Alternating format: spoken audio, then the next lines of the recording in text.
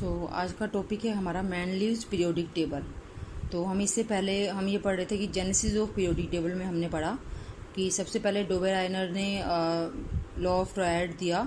ठीक है, उसकी भी क्योंकि ज़्यादा लॉ ऑफ ट्रायड जो है वो ज़्यादा एलिमेंट्स पर लागू नहीं हो पाया, क्योंकि काफ़ी सारे बहुत ही कम ट्रायड्स बन पाए, सिर्फ 3 ट्रायड बन पाए और बाकी जितने भी एलिमेंट्स थे उनको एक उस टाइप के, जैसे कि डोबेराइनर ने ट्रायड्स बताए थे, उस टाइप के ट्रायड्स में उनकी ग्रुपिंग नहीं की जा सकी, इसलिए उसको रिजेक्ट कर दिया गया, डोबेराइनर्स लॉ ऑफ ट्रायड।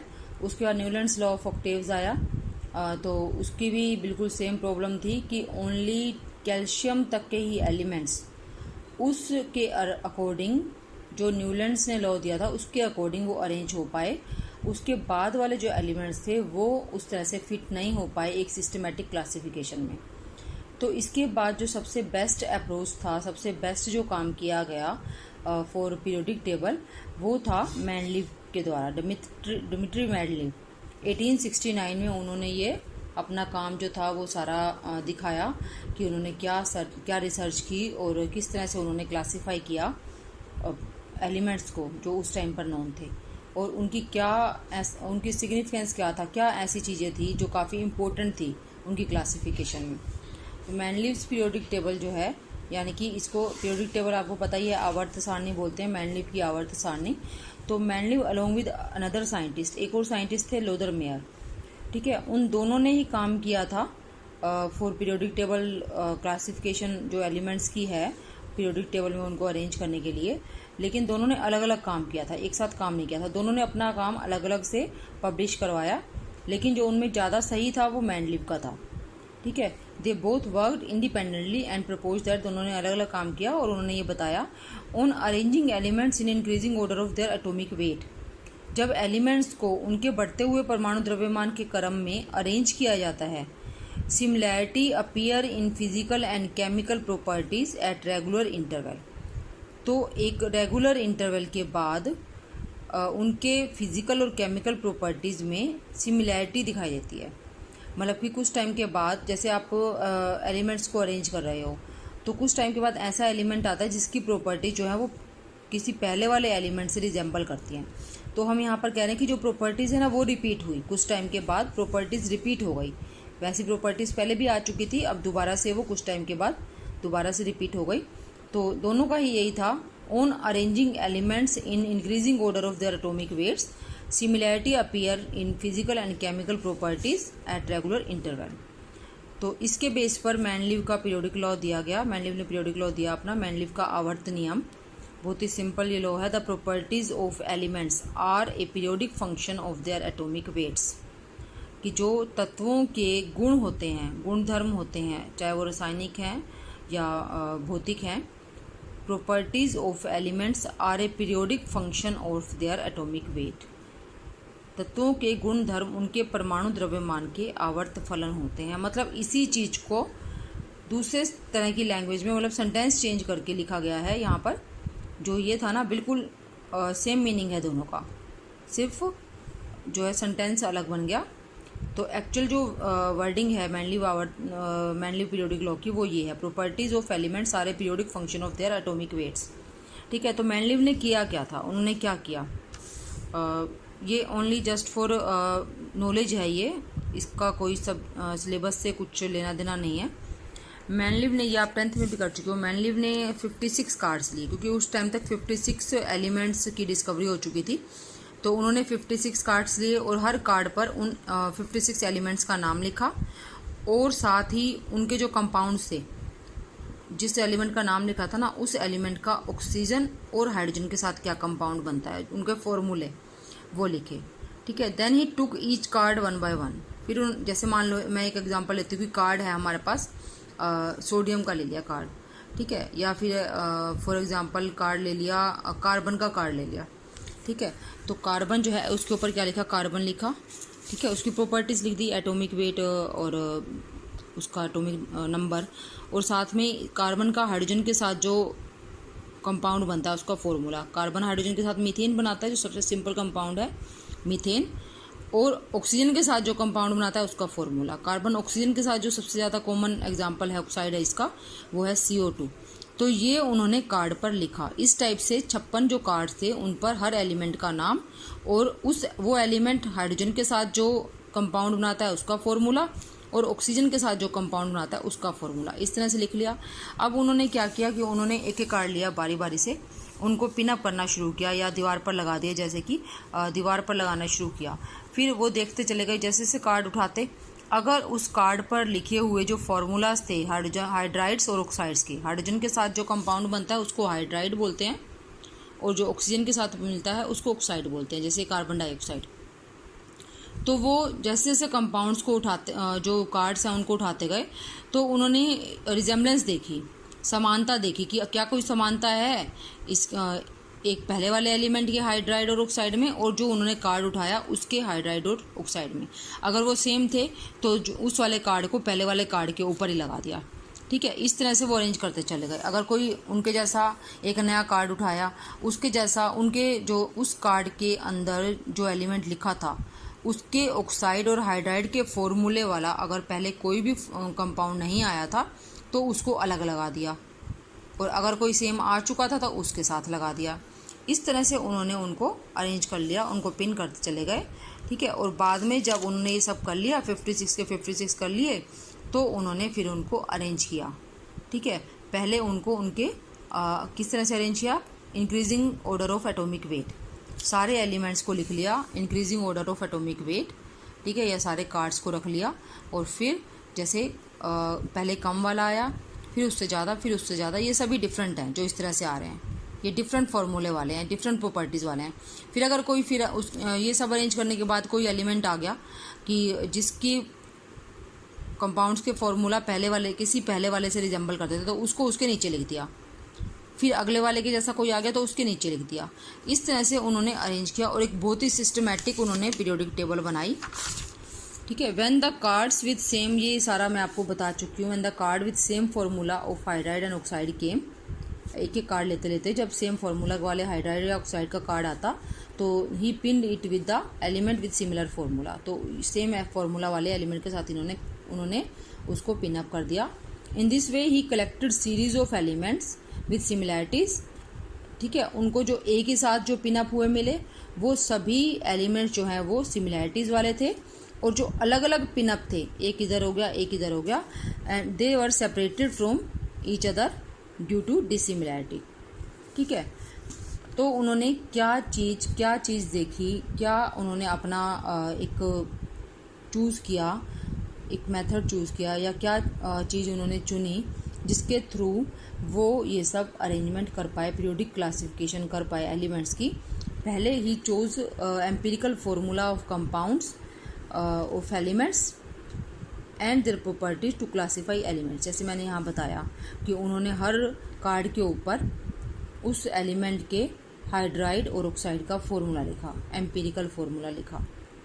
ठीक है, he chose empirical formula of compound of that element and their properties to classify elements. Elements को क्लासीफाई करने के लिए उन्होंने इस चीज़ को चुना, उनके फॉर्मूले को, जिनका फॉर्मूला सेम है, मतलब उनकी प्रॉपर्टीज रिजेंबल करती हैं, सेम है, मिलती हैं, और जिनका फॉर्मूला डिफरेंट है उनकी प्रॉपर्टीज भी डिफरेंट है।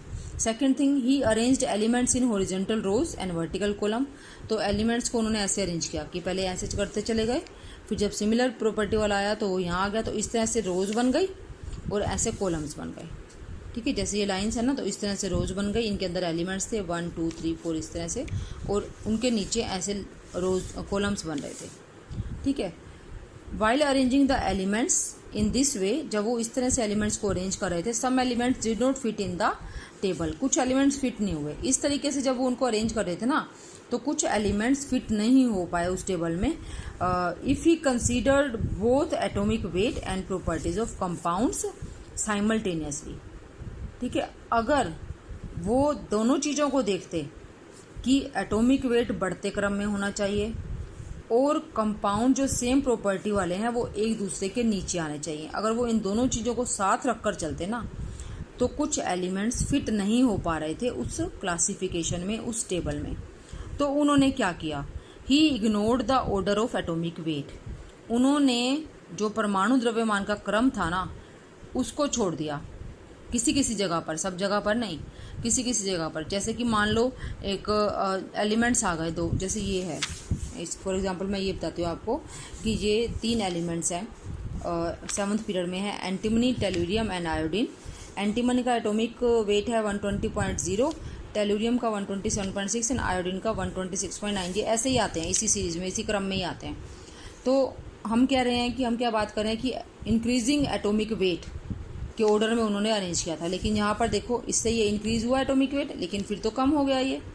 जबकि होना क्या चाहिए था, एंटीमनी के बाद आयोडीन आना चाहिए था और आयोडीन के बाद टेलुरियम।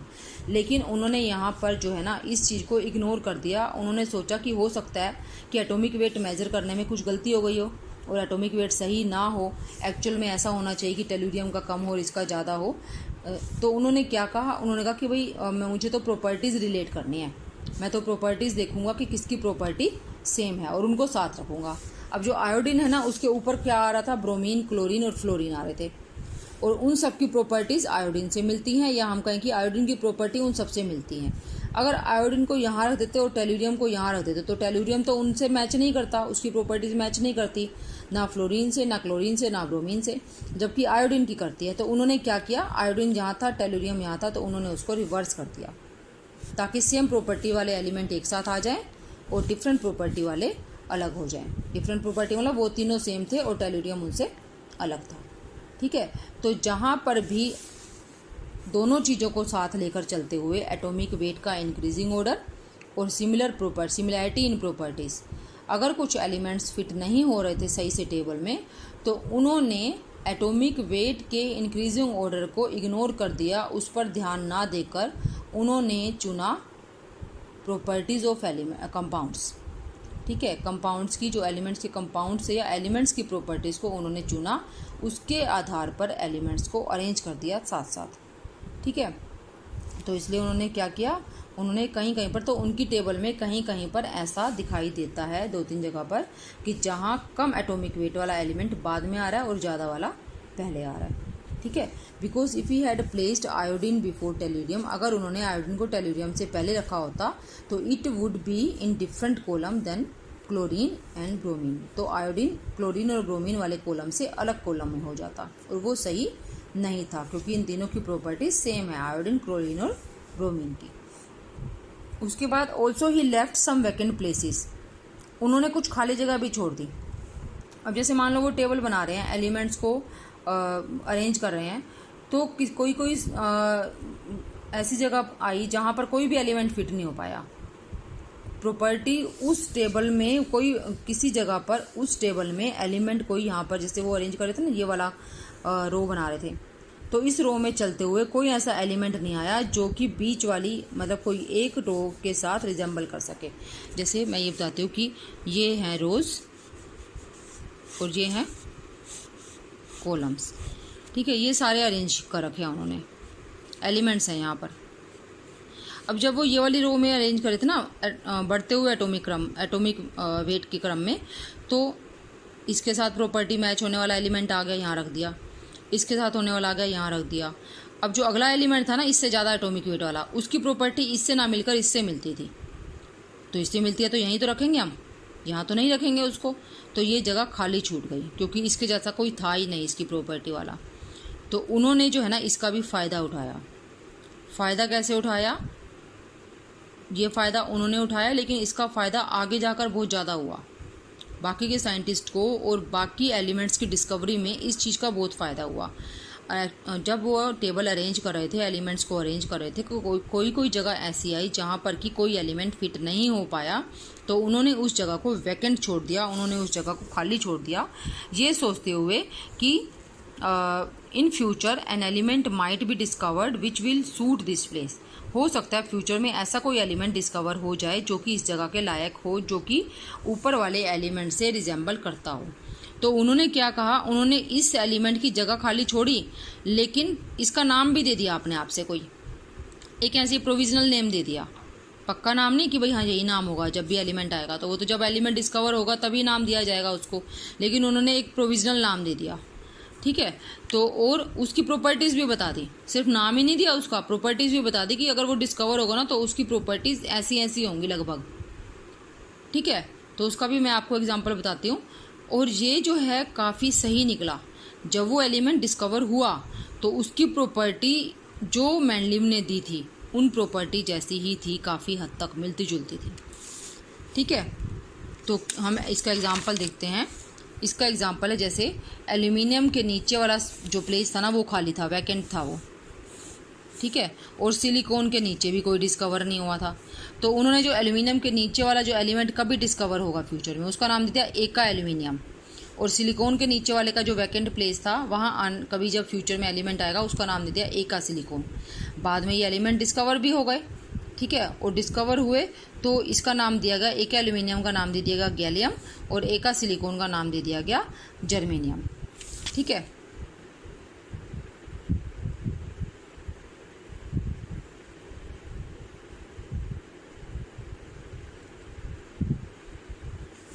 तो फिर और जो प्रॉपर्टीज़ थी वो प्रॉपर्टीज़ भी काफ़ी मैच होती थी इनकी। जो गैलियम जो मैंडलीव ने दी एका एल्यूमिनियम की, और जो गैलियम की बाद में इसकी डिस्कवरी के बाद उसकी प्रॉपर्टी जो नोट की गई वो काफ़ी ज़्यादा रिजेंबल होती थी।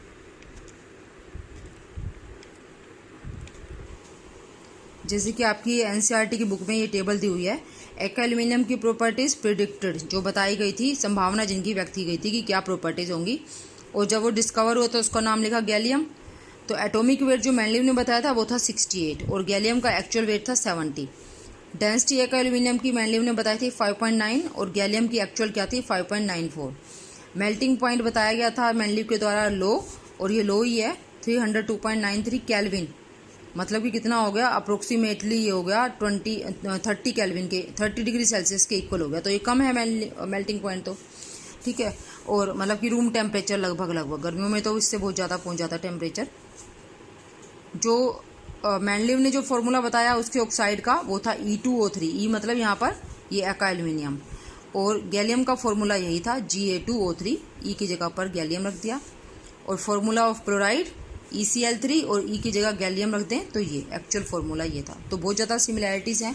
ऐसे ही बिल्कुल सेम है एका सिलिकॉन और जर्मेनियम की, 72 एटॉमिक वेट और जर्मेनियम का 72.6।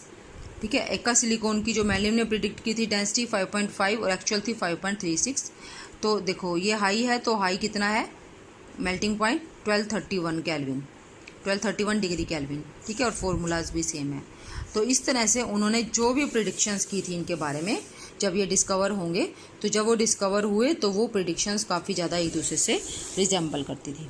ठीक है, गैलियम और जर्मेनियम जो है they were not discovered at that time, तो इसलिए उन्होंने उसकी जगह पर खाली जगह छोड़ दी। और उनकी डिस्कवरी के बाद जो वैल्यूज़ मैंडलीव ने बताई थी फिजिकल प्रॉपर्टीज़ की या उनके फॉर्मूलाज की, वो काफ़ी ज़्यादा मैच करती थी एक्चुअल एलिमेंट्स की प्रॉपर्टीज़ से।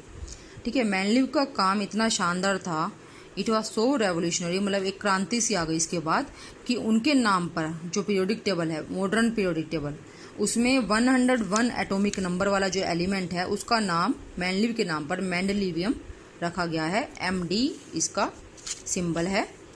ठीक है, और इसके बाद जब मैंडलीव ने ये जो बताया था ना प्रिडिक्ट करने वाला, इसी के बेस पर जहाँ जहाँ खाली जगह छूटी हुई थी वहाँ के एलिमेंट डिस्कवर करने के लिए साइंटिस्ट ने काम शुरू कर दिया। ठीक है, अब जैसे पहले क्या हुआ कि 2 नोबल गैसेस डिस्कवर हुई, आर्गन और नियोन। ठीक है, उसके बाद उनके नीचे वाला जो स्पेस था ना वो खाली था।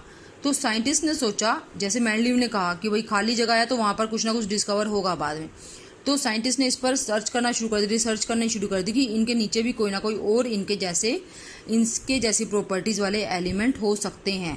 और इसलिए उसी के कारण ही आगे क्रिप्टॉन और बाकी नोबल गैसेस की खोज भी तभी इसी मैंडलीव के इसी प्रिडिक्शन, यही जो उनकी टेबल की जो ये क्वालिटी थी ना, उसी के कारण बाकी नोबल गैसेस की डिस्कवरी हुई थी। ठीक है।